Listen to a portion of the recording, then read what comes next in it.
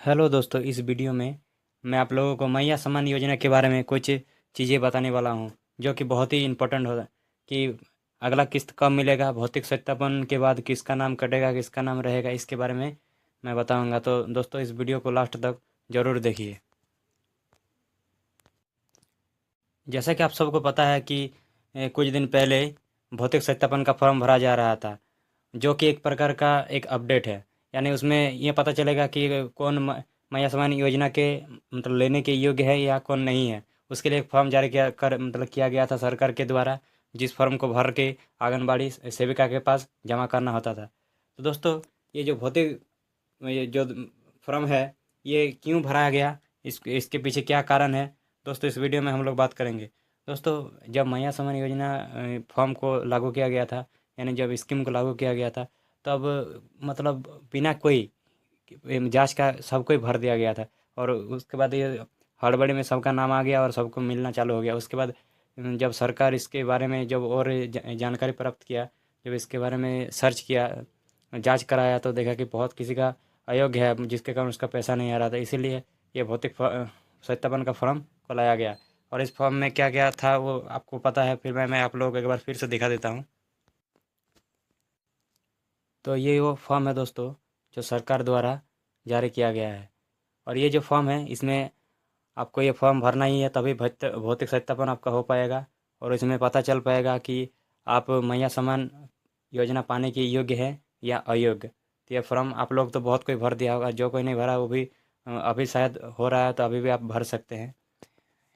इसमें जो ये जो फॉर्म इसलिए अगर कोई योग्य है तो वो योग्य के मतलब के रूप में वो फॉर्म को भर सकता है। अगर कोई अयोग्य है तो उसके लिए भी ये फॉर्म भरना जरूरी है।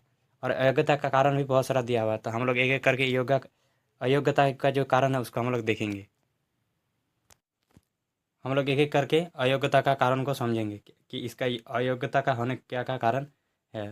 तो क्या पहला जो है उसमें है कि अगर लाभुक कोई सरकारी जॉब मतलब फैमिली में कोई सरकारी जॉब कर रहा है, राज्य केंद्र सरकार से किसी प्रकार का सरकार की तरफ से कोई लाभ उठा रहा है, तो उसको ये चीज़ नहीं मिलेगा, यानी तब वो अयोग्य हो जाएगा, उसको मैया सम्मान योजना का लाभ नहीं मिलेगा। दूसरा है कि दूसरा जो है वो है कि लाभुक सेवानिवृत्ति के उपरांत पेंशन पारिवारिक पेंशन प्राप्त कर रही है।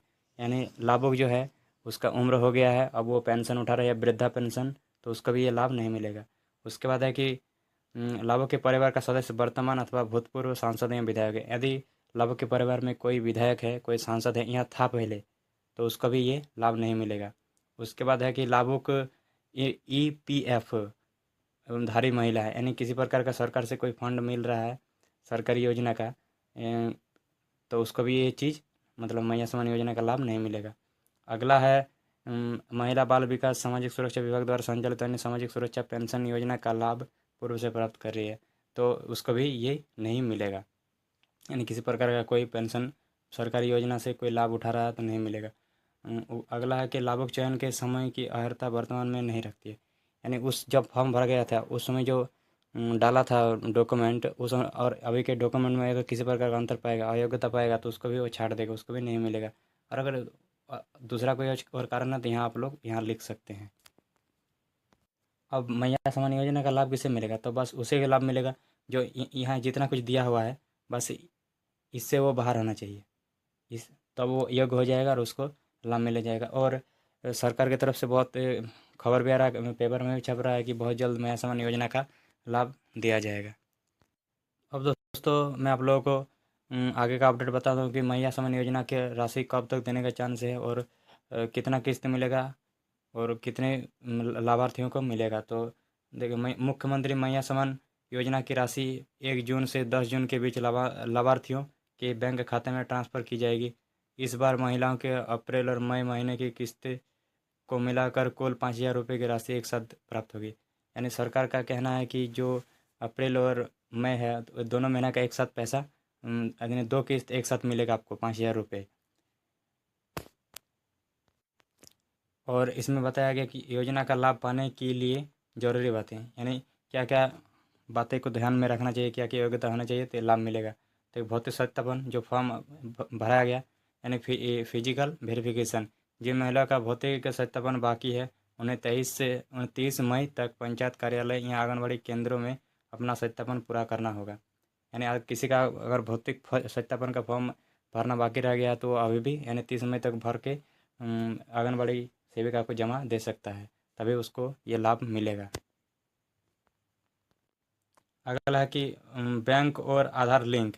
पैसा सीधे आपके आधार से जुड़े हुए बैंक खाते में भेजा जाएगा, इसलिए बैंक खाते में आधार लिंक होना अनिवार्य है। यानी जो भी आप यहाँ पर अकाउंट नंबर दिए हैं उसका और आधार का लिंक होना ज़रूरी है, तभी आपके अकाउंट में पैसा आएगा। इसीलिए क्या लिखा कि बैंक खाते में आधार लिंक होना ज़रूरी है, क्योंकि इसी में पैसा भेजा जाएगा। दोस्तों, उम्मीद है कि आप सभी को ये वीडियो समझ में आ गया होगा और वीडियो अच्छा लगा होगा। इस प्रकार का और भी माया समान योजना से संबंधित जानकारी प्राप्त करने के लिए इस चैनल को सब्सक्राइब जरूर करें।